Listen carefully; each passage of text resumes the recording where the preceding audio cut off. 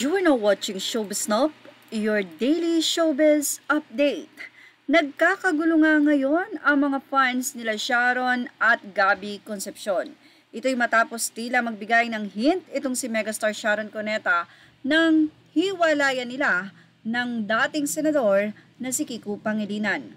Wala mang pag-amin pa o pagkumpirma pero sa naging post nitong si Sharon ay tila ito na ang ibig sabihin.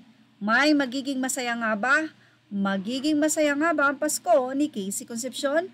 Matapos din mag-post ng cryptic post itong si Gabby Concepcion kamakailan lamang sa kanyang Instagram. Anyway, narito nga ang mga cryptic post ni megastar Sharon Cuneta. Ang pagkawala ni Senator Kiko Pangilinan sa kanyang photo. Sa mga post nga ni megastar Sharon Cuneta ay binahagi niya ang photo niya kasama ang 4 na anak. Doon ay sinabi pa ni Mega na, "Merry Christmas from me and my 4 angels, my gremlins, love you all." Samantala, inalis nga ang nasabing mukha dito ng dating senador at ang kanyang asawang si Senator Kiko Pangilinan.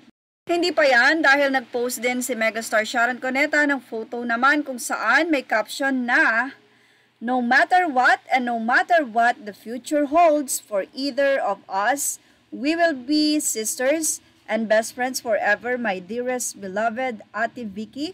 I love you with all my heart. Thank you for all that you've been and are to me." Well, ito po ay kapatid ni Senator Kiko. At ang sabi nga niya, ano man daw ang mangyari, mananatili yung kanilang pagiging sister. So, ibig sabihin is on the rock na talaga ang relasyon ni megastar at ng kanyang asawang si Senator Kiko Pangilinan. At narito pa nga ang isang hint kung saan nagpapaliwanag ng mga post photo nitong si Mega. The first photo was first posted on her IG account but deleted after a few minutes.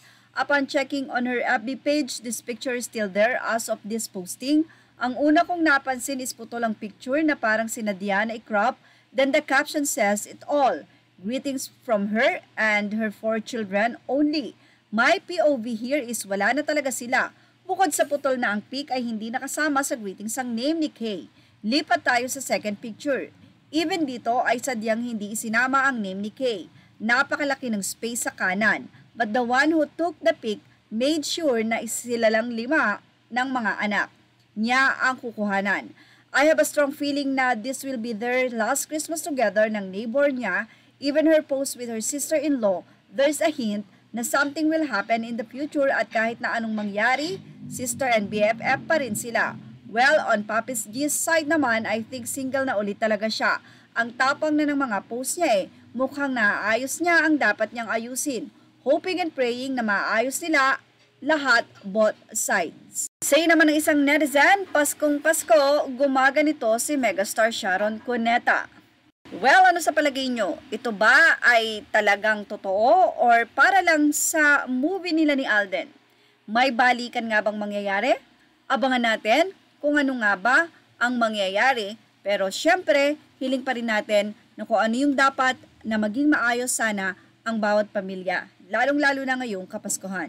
Yan ang ating Showbiz Top Update. Images are all credit to the rightful owners and thank you for watching Showbiz Now.